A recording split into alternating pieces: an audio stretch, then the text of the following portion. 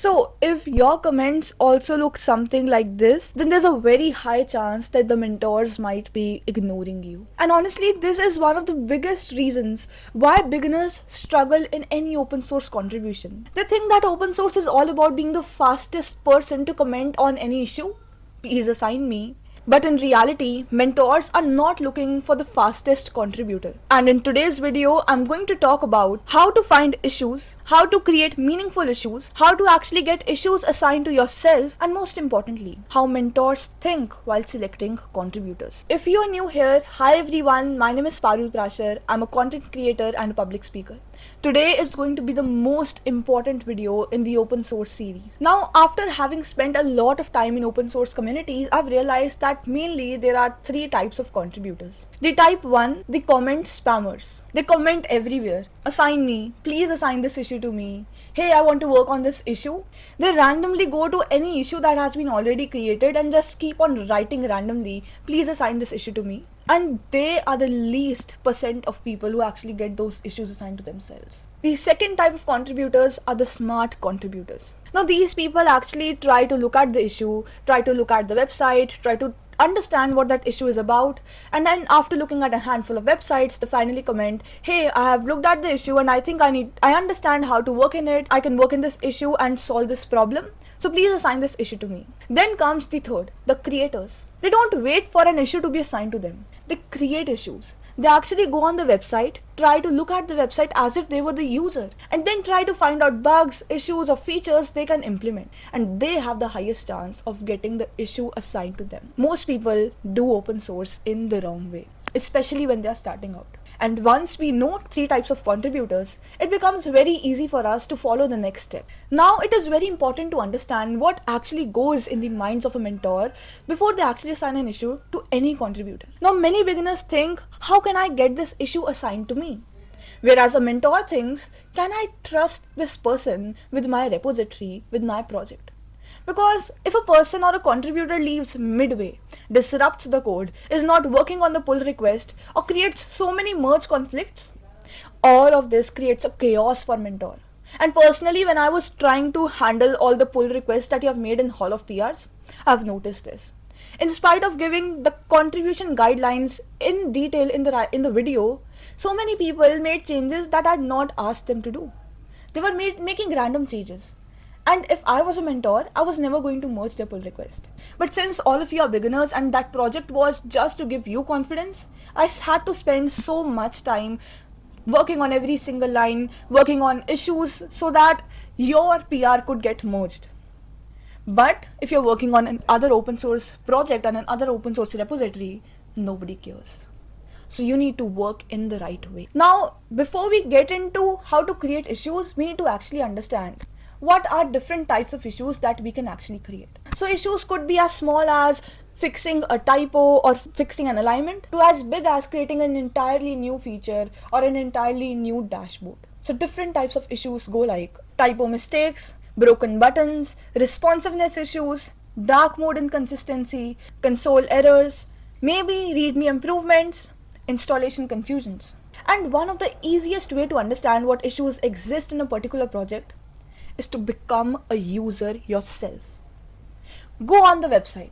Try to use it as if you were the user.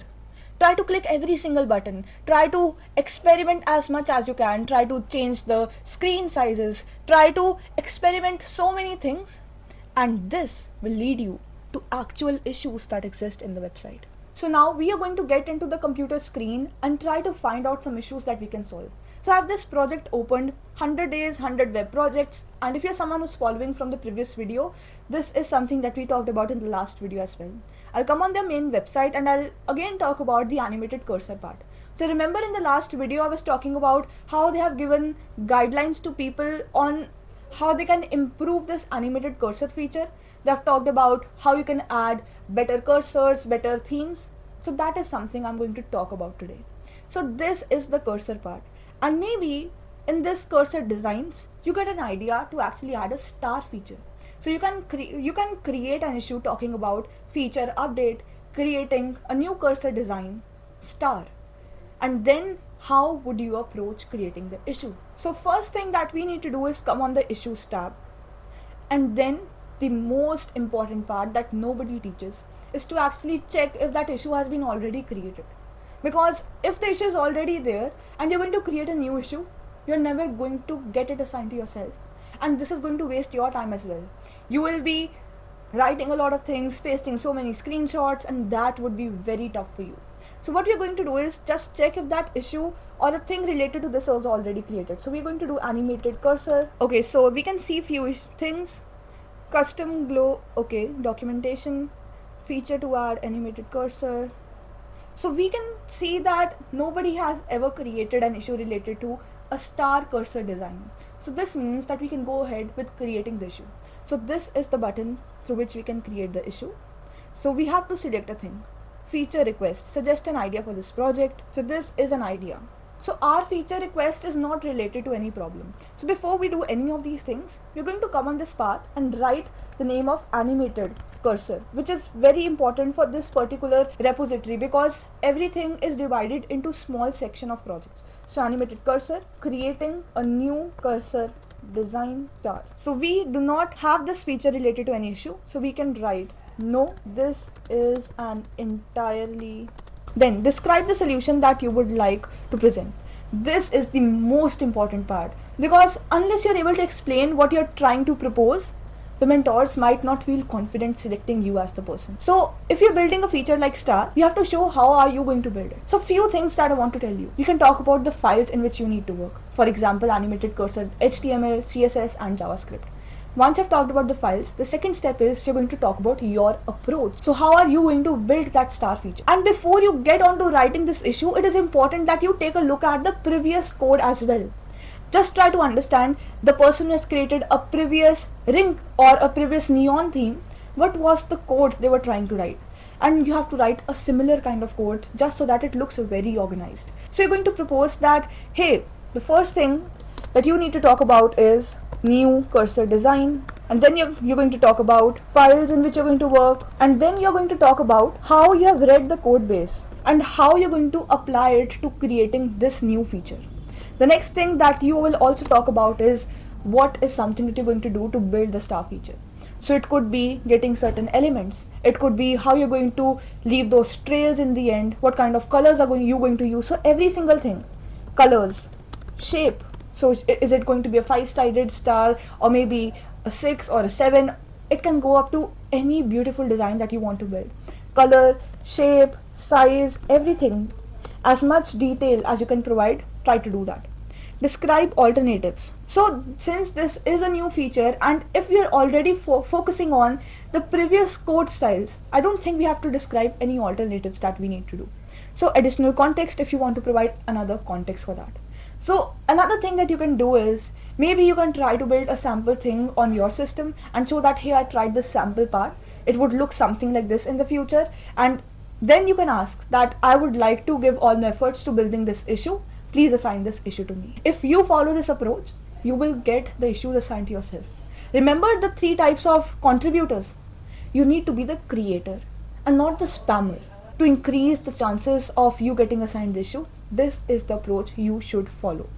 Now I want to show you certain comments that people have made in other repositories or maybe this repository itself, but I really like the way they approach to do things. Just take a look at this. There was a problem regarding password thing and so many people, hey, I want to work on this issue, please assign it to me. And then someone has written it is an important usability, so I'm going to implement a proper forgot password reset flow. Fine. And then there comes this one person who says that I'm a GSoC contributor, I noticed it is still unassigned, I'm experienced in MERN stack, I can implement a secure password reset flow using node mailer for email verification. Now this one line highlights the depth of knowledge they have, because only an experienced person who has worked with these things would know what a node mailer is and would know what is the thing that you need to use to actually implement this feature.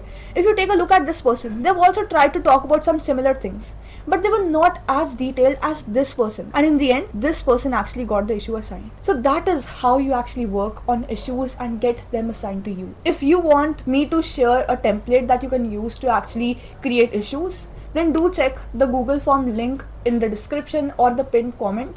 That would help you a lot. But don't be dependent on that template, because unless you're able to prove your expertise, unless you're able to write it in a better way, nobody can help you get that issue assigned to yourself. So you need to work hard for yourself. Now, a very important part just for you all. Sometimes mentors are inactive. They don't spend time reviewing issues. Sometimes the project is so huge, or maybe there are so many pending pull requests and then merge conflicts arise. So many things happen. Don't waste your time waiting for one issue. Use this framework, apply it to a large number of issues, create as many detailed issues as you can. Don't wait for an issue to assign to you for 7 days and then just lose your energy thinking that you couldn't do anything and now you're not going to be a part of open source. Don't do it. It takes time, but if you are consistent, you are definitely going to get a reward. So from now onwards, stop begging for issues to be assigned to you.